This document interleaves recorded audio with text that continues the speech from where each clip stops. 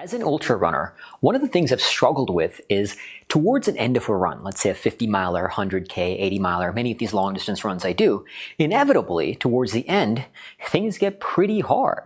I've been running for hours and hours and hours, so things get pretty hard. So I've wondered from time to time, how do I make this last hour feel like the first hour? Now, one can say, of course, that you're not going to be able to. You're going to be physically tired. You've ran for 10, 12, 15, 20 hours, whatever it may be. But it's not just the pain that matters, it's our relationship to the pain. So psychologically, we can transform our experience of pain, suffering, time, anything, right? When we rise above ourselves, we'll talk a lot more about that in future videos where I share more about my experience in the darkness retreat, and that's what I'm about to get to here. It ties into this idea of how do we navigate the home stretch, if anything. And it doesn't have to be just running.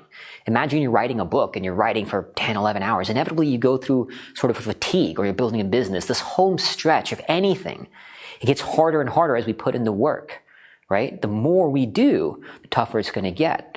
So for a little while, I've wrestled with that.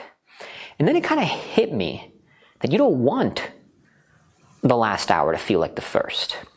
So when I ran 167 miles across Liberia to help build the first sustainable school out there, on the last day, I didn't drink water, I didn't eat much food, and it was about 20 miles on that last day. I got to the beach in Monrovia exhausted. It was hot, it was brutal, I was starving, I had been running about a marathon a day for 6 days previous to that. I could barely break a smile. Here's a picture of me towards the end of that run. And here's another one. You can see my hand in my face. I was exhausted, just shattered. Couldn't even smile. But that's how I believe every finish line must be crossed. And now this comes back to me sharing about my experience where I spent 7 days in pitch darkness, isolation, and silence to confront my fear of stillness. This is another video in the entire series I've been filming about my experience in the dark, with the hopes that you find value in this and the lessons might apply to you in your own life as you navigate the highs and the lows of this grand adventure that is life. So what I want to share with you today from my darkness journal, yes, I was journaling in the dark. What I want to share with you is some of the things that I got from the last day or two in my experience in the darkness retreat in 7 days. So this part's from day 6, this one little line here, and then I'm going to share with you what I wrote right in day 7. When you step onto the battlefield, don't wish for easy. Pray for the devil to rise out of hell and give everything he has to the destruction of your soul. And your goal is to build yourself up into someone who will stand toe-to-toe with the devil, and just by looking him in the eyes with a smile, he will cower in fear, get on his knees, and fall defeated, knowing that he cannot break you. That was from day 6, and this is from day 7. This is it, day 7. This is when the devil is going to try and break you. This is when you start praying for him to rise out of hell and fucking try. I want this to be hell. I want the devil to try and crush my soul. But know this, you will not break me. Remember that part in The Alchemist? You are tested the most right before you reach the target. This is how you handle the final mile in running and in life. Yes, this is how you handle the final mile in running and life. You pray for it to be the 9th ring of hell. Remember, how do you cross any finish line? Not with joy, but pure relief that the suffering is over. That means your toughest fight will be, and you want it to be, the final fucking mile. This is the answer you've been looking for. This is how you handle the home stretch of any worthy battle. Pray for hell. You don't want the last hour to feel like the first hour. Instead, you stand tall and say, I will not go down without a good fight. You needed day 7 to call forth the devil, stand toe-to-toe with him, and bury him in his own blood. And I'm going to read a little bit more and then explain a little bit about this.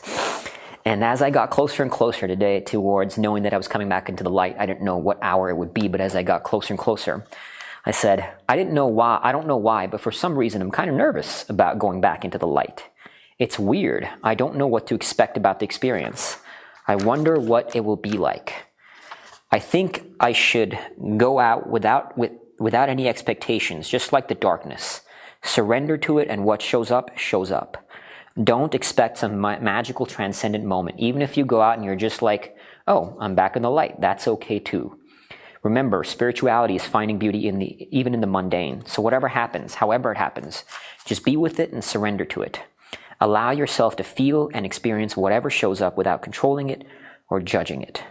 Simply surrender and let the light guide you. Fairly intense way to approach, coming back to the previous part about praying for the devil to rise out of hell. So on day 7 in the darkness, now I didn't have a sense of hours, but I had a sense of days because every morning I could hear the birds chirping outside. It wasn't a soundproof room, so I could hear the birds chirping a lot every morning. So I knew approximately days, but again, I didn't have a sense of hours. So on day 6, I knew that it's coming. This was about to be my final day. And inevitably, knowing that this was my final day, the hours felt longer and longer because any moment I could go out into the light. And so I was in some ways hoping for it to be easy. And I remembered another experience that I had where I ran 80 miles around this little loop that you see here. I ran 80 miles around a 0.2 mile loop, 400 laps. And I remember as I was preparing for this, going through moments where I was saying to myself, oh, I hope it's not so bad. And then I said to myself, if you wanted it to be easy, why would you run 80 miles around a 0.2 mile loop? That's ridiculous. It's crazy, right? So the same thing really hit me hard on the 7th day in that darkness. I don't pray for easy, because transformation happens through the suffering. You only evolve when you go through a struggle. Strength does not happen without struggle, and courage cannot exist without fear. So if you want more strength, go through more struggle. And that was the idea about what I experienced in the 7th day in darkness. To pray for the devil to rise out of hell, to give everything he has to attempt the destruction of my soul. And in doing so, I will smile, stand toe-to-toe to him, look him in the eye, and bury him in his own blood. That was the idea. It was transformational. I go through moments where I still kind of forget this. Sometimes it's hard, whether it be business or running or anything. We kind of hope for it to be easy. But I wanted to share this because I think this is one of the most valuable lessons. I firmly, firmly believe the best way to cross any finish line is not with a smile, especially in the context of running. And Dean Karnazes, he's the author of the book Ultramarathon Man. He has this great story. When he was a kid, he came first in this cross-country race. And he was smiling, he was really happy. And his coach, I forget exactly how it went, but his coach was not happy with him. He said, since you're smiling, he didn't care that he had came first. He was smiling, so you haven't worked hard enough. I friggin' love that. Dean Karnazes is an amazing human being. I love him. He's one of my sort of running mentors. But that's the idea. I firmly, firmly believe the best way to cross any finish line is not with joy, but pure relief that the suffering is over. Because when you put yourself in those spaces and you cross the finish line, you will transform in a way that you cannot transform if you've only smiled the whole time in whatever race you are going after. I know somebody who's a great runner. They've told me they've never suffered in their running. They actually enjoyed every run they've gone on. And they're probably faster than me, this particular person. But I told her, you're missing out. She's faster than me, but I said, you're missing out on an experience that will change you if you go into those spaces. And that was something very profound as I reread my darkness journal now in honor of sharing these insights with you. It was really cool for me to remember this insight as I go through my own struggles and the ups and downs of life, is that, sometimes when we're in the pain, God knows I get it. We want to go on the other side of that pain as quickly as possible. That's the nature of pain. It sucks. It's hard. It's brutal. So inevitably we want to get to the other side as quickly as possible. But remember when you're in the pain, that the greater the pain, the greater the transformation you will experience on the other side of it. And the final part of what I shared with you was something interesting when I talked about that I was nervous about going into the light. And the lesson there was just to surrender to the isness of that experience, to surrender to the darkness, which is how I approach the darkness. Often when I go into any experience, I set a target, set an outcome of what I want. What do I want to get out of this experience, this call, this moment, whatever it may be? In the darkness, I didn't set an intention, I didn't set an outcome. I just said I'm going to surrender to the darkness and see what shows up. And I'm so glad I did. I'm going to talk more about surrender because I have a lot in my darkness journal here about surrender as well. And that's how I decided to approach the light. And as you might have seen in a previous video that I shared about the darkness retreat, the most profound part of the entire experience was coming back into the light. I didn't know what to expect, and I said to myself, what if it's not something magical or profound? And yet it was.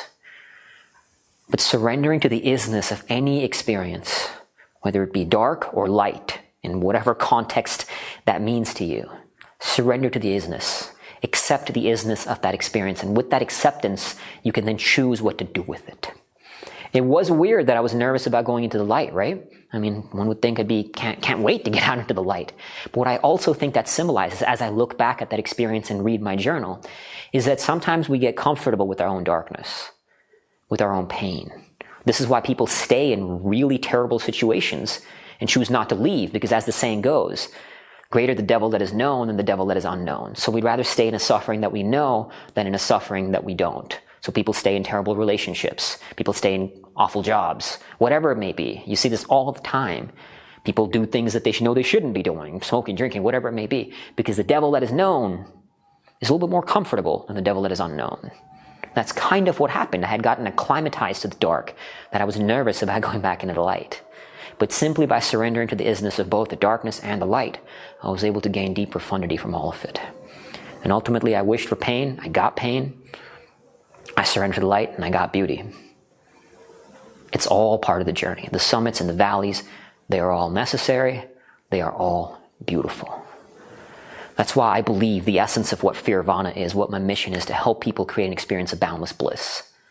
But boundless bliss does not mean the elimination of sadness or pain or struggle, because happiness is not the elimination of sadness. Happiness is the ability to find the gift in sadness. And boundless bliss is finding the beauty in all of it, in the darkness and the light. Enjoy the ride.